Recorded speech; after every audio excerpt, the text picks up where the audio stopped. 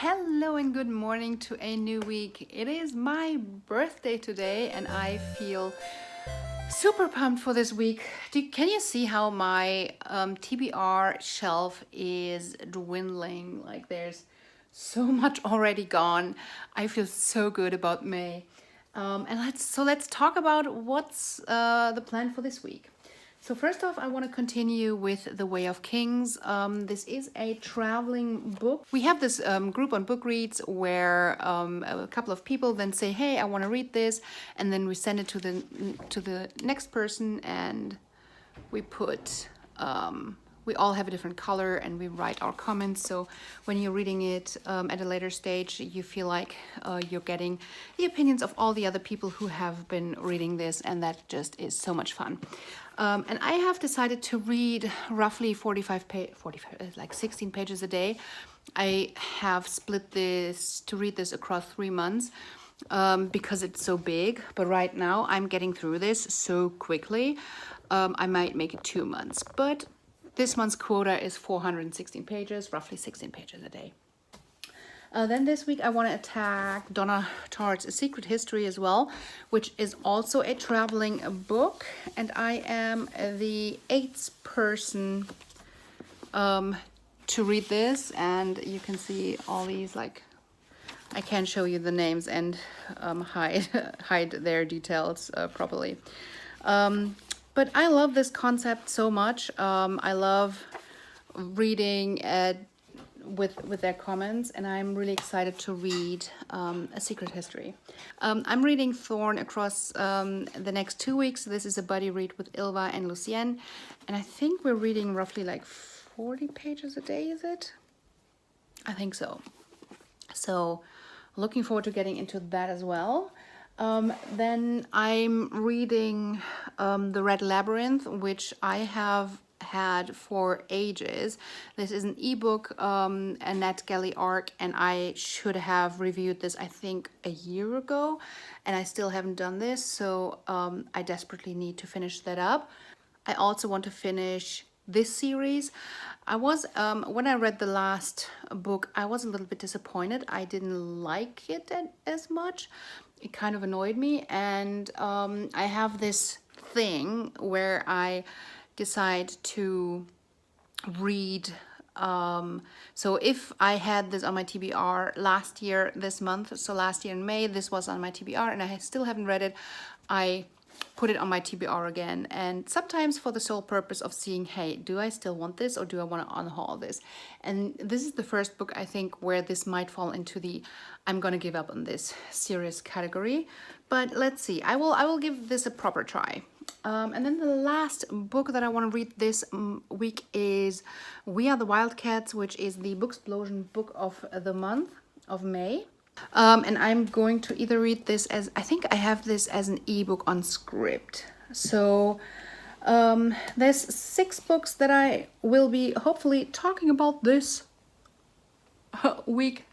4 of them are here, 2 are ebooks, and 2 out of these 6 books are I'm not gonna finish this week. I hope that I'm gonna finish the other 4 and I can talk to you about them.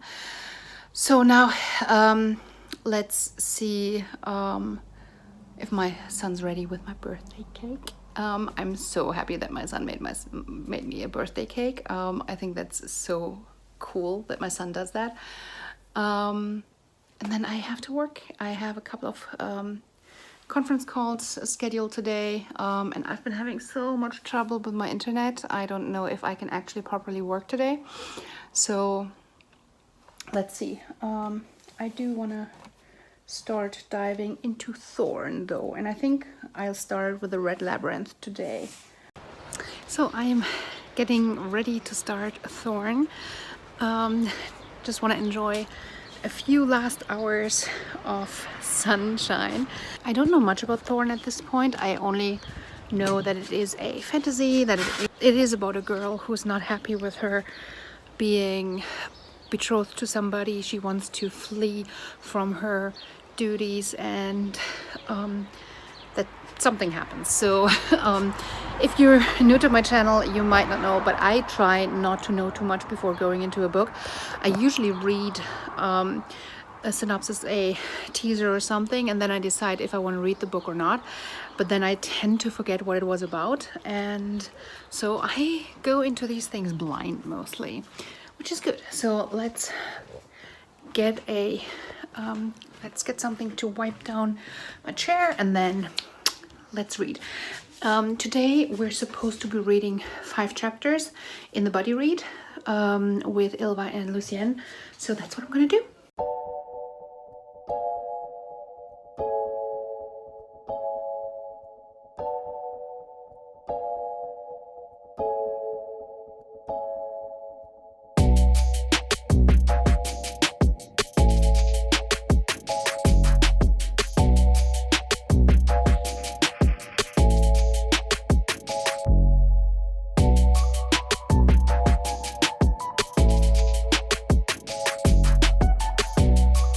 So one glimpse that I had before starting the first chapter is that Thorn is a Middle Eastern inspired retelling of the Goose Girl.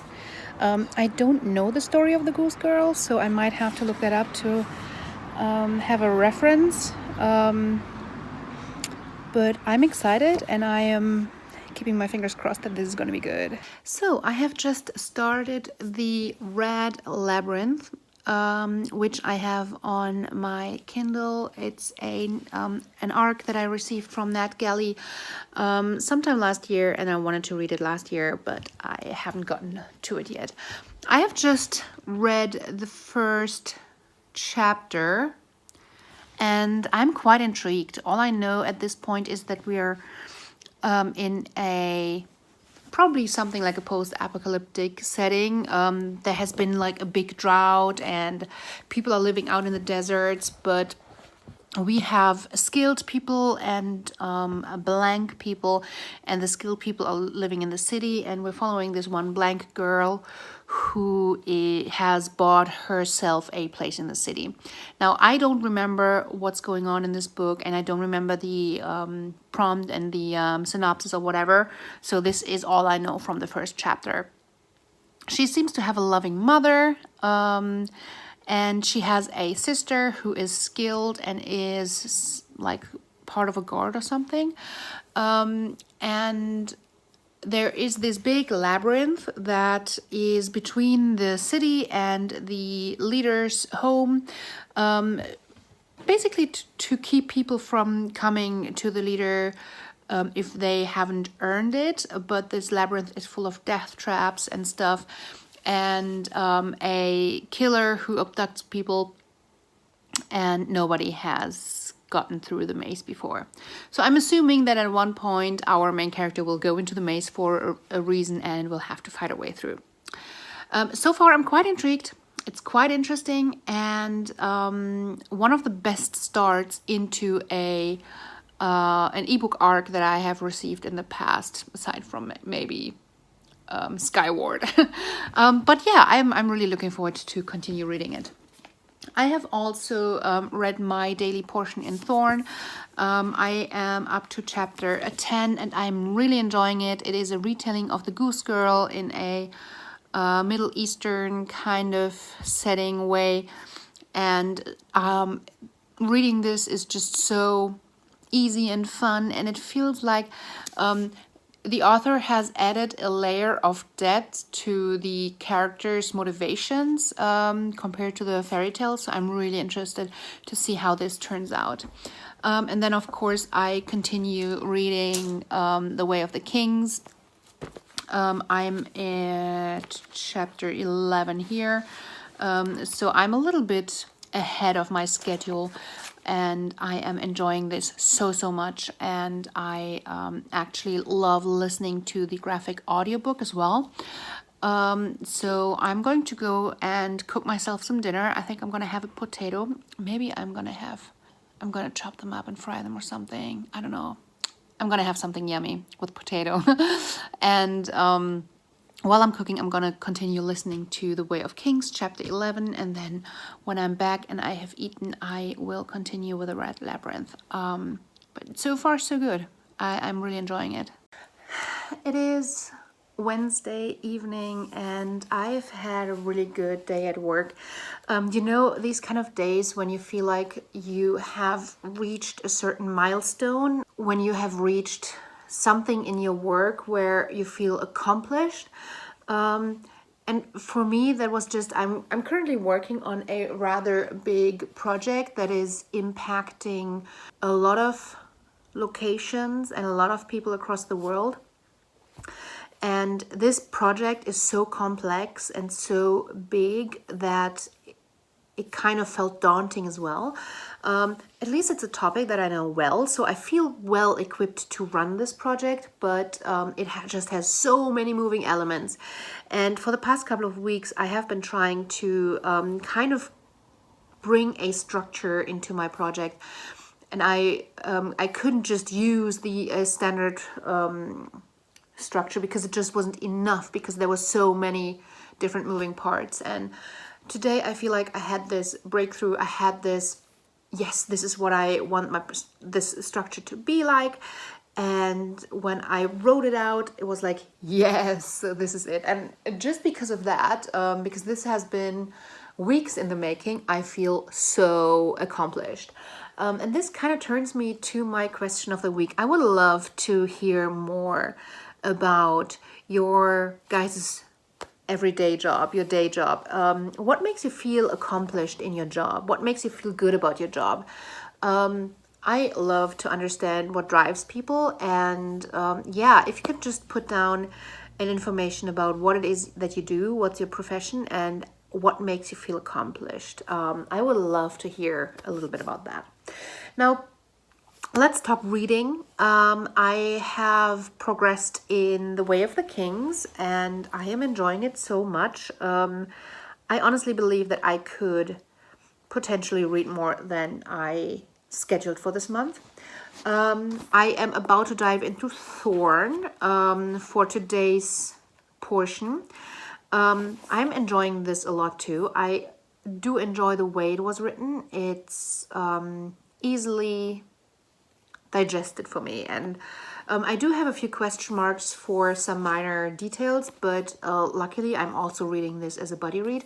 And then there was I'm reading this as a book club catch-up, so the booktube chicks were reading this as well, so I can check with what their thoughts are after reading this. So that's really, really good book for me to be a book club one. And then yesterday I got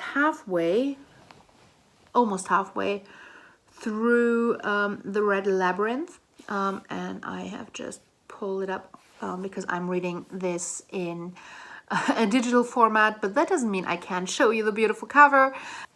I am so surprised. I don't know why, but I did not expect this to be as good as it is. It is so much fun. We have this post-apocalyptic world where there's this leader communicating through a screen. We have skilled people, unskilled people. The skilled people have different powers, like superpowers, and you are, depending on how many skills you have developed, you are categorized. So A1 has 1 skill, A2 has 2 skills, and usually people don't have more than 4 skills, I believe. And then we're following this person who has 0 skills, so she's considered a blank, and the blanks are pretty much banned from the city. They have to live out in the desert, fend for themselves, and it's really, really harsh. But within the city, the leader provides them with things like water, and they have all the resources they need. And her mother has gotten her back into the city, but she is being treated really, really badly because blank people just have no rights, what it seems like. Her best friend is somebody who has a lot of powers, and he's like a local hero. And between this city and the palace where the leader lives, there's this maze that is deadly. The leader pretty much said that if you want to talk to him, you have to go through the maze, and so only the worthy will get to him. I think that's how it was described. Anyways, one day something happens, and her best friend disappears into the maze, and she, for several reasons feels like she needs to go in. Her only choice right now is to go into the maze as well. And in this maze, there's a lot of deadly traps, etc. But there's also this big bad figure that is coming out and stealing blanks. And so yeah, she's now going into this deadly trap that people do not come out of alive. And yeah, I hope I summarized it okay. So on another note, I have received the next Strand. The Strand is a bookshop in New York, and they created this the book Hookup, this box. You pick your book, like you pick your genre. YA costs $37.50, and this is the mystery and science fiction box, and that costs $50. And then plus shipping, I believe I have paid $67.99, so quite a lot of money. What I really like about the book Hookup is that it comes with a signed first edition, and they pretty much tell you ahead of time what the edition is. So if you want to know if the book is for you, if you want to get this edition, you don't have to like think about the hints. They pretty much say, okay, here is the list. And they always put in a second book. All right, so this box looks a little bit fuller than other boxes. We have some coffee, Copper Horse coffee. These are beans, right? Yeah, these are beans. Subtle notes, milk chocolate almond. Ooh, I like that. Look at this little pouch. I love it. See the King Kong reading. This is fun. I love it. I love this pouch. Ooh, chocolate chip. Alanis, New York. Nut-free chocolate chip. All natural.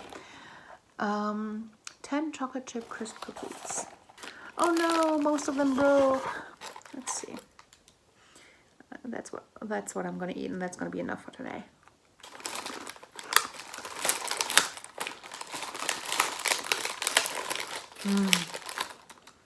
They're really good, but not special.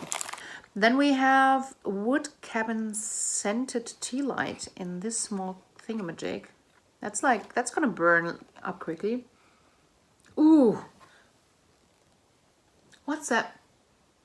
That is between a cough syrup and burning wood. Then we have this poster, which is quite bent, to be honest. I might put that in a giveaway. Now let's get to the books. So this is the second book, to say nothing of the dog. The most hilarious book of its kind since John Irving's The Water Method Man and A Confederacy of Johnson. I don't even know. I'm so bad at like older books. I'm assuming that this is older. 1998. Comes a comedic romp through an unpredictable world of mystery, love, and time travel. That actually sounds really good.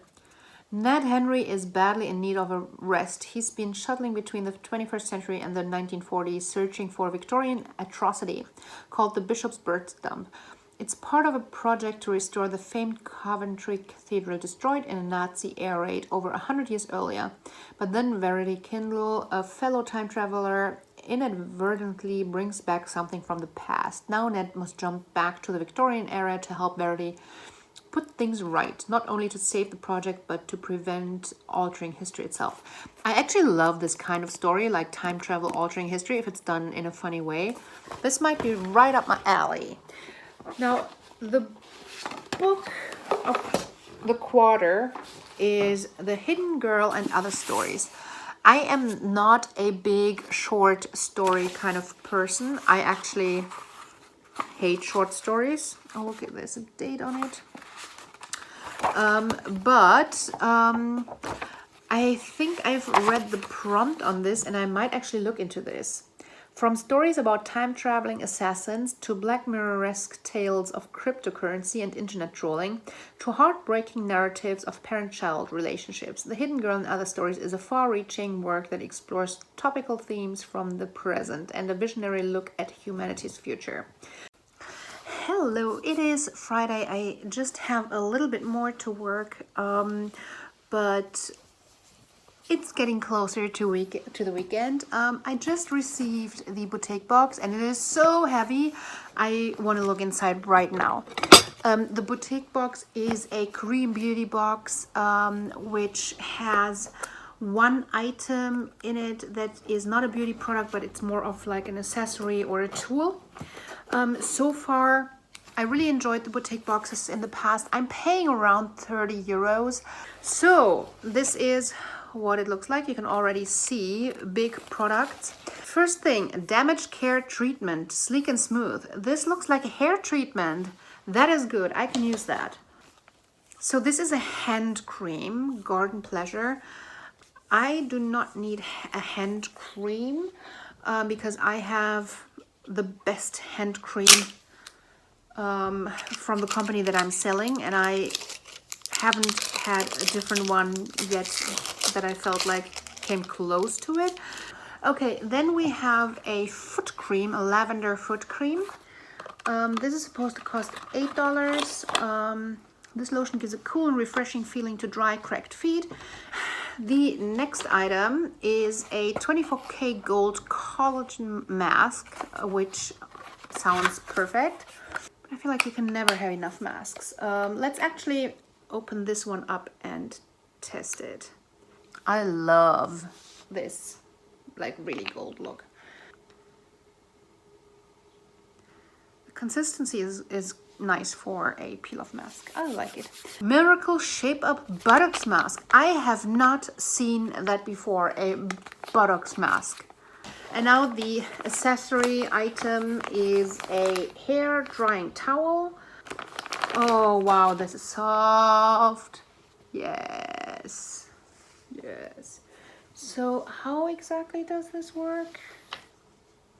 Okay, somebody needs to tell me how to do this, because like, am I doing it correctly like this? And then maybe I need to turn this a few times, and then that does not feel right.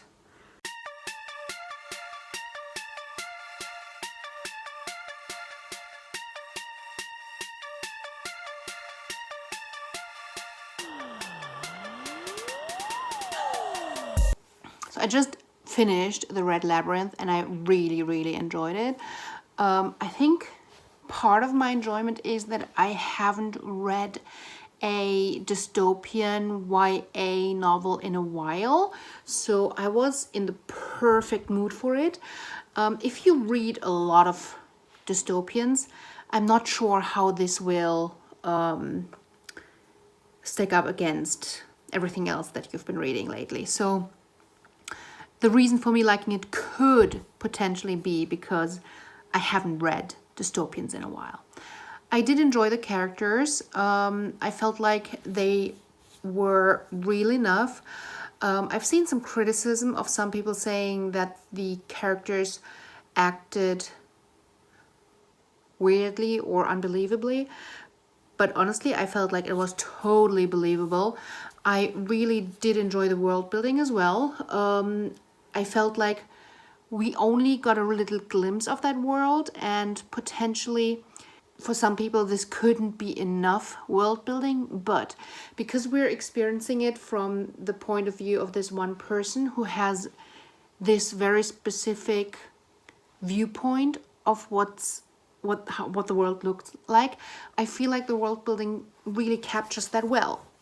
So for the overall plot, I think part of it is quite predictable. Part of it might be unpredictable, but I think overall, if you read a lot, it's quite predictable. If you don't, it's probably not.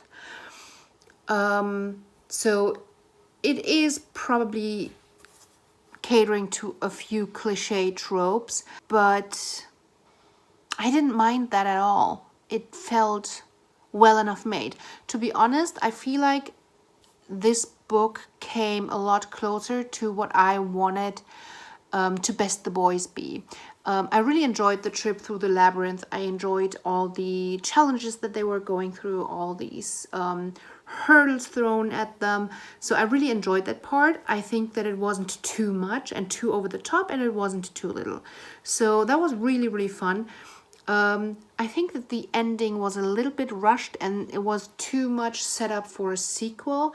I'm not even sure if we're gonna get a sequel, but I would have preferred for this not to be set up for a sequel and just stand on its own. That would have left me a little bit more satisfied. So I'm giving it 4 out of 5 stars.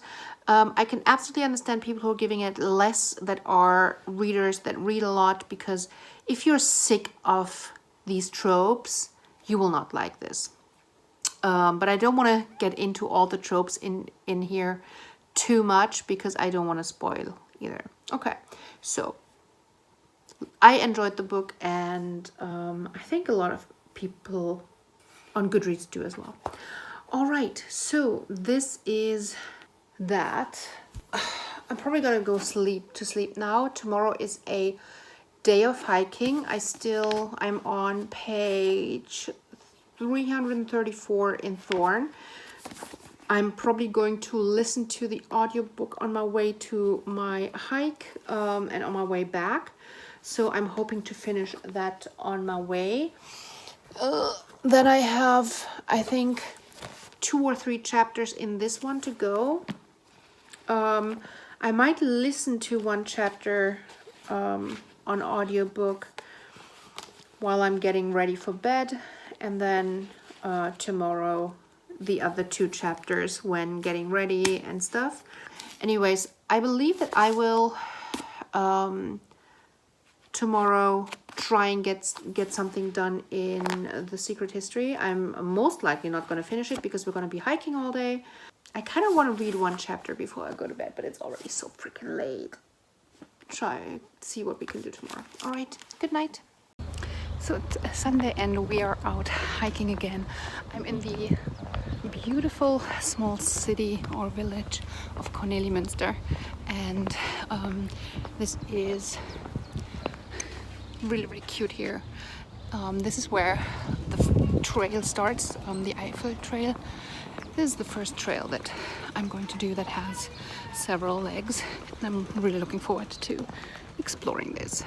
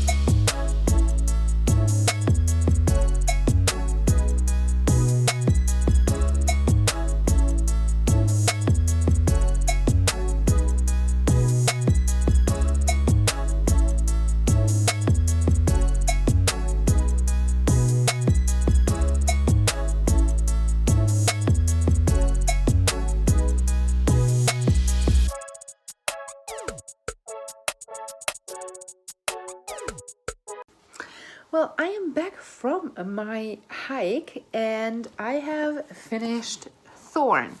Overall, I enjoyed this tons. I thought that this was a really, really well done retelling of the Goose Girl.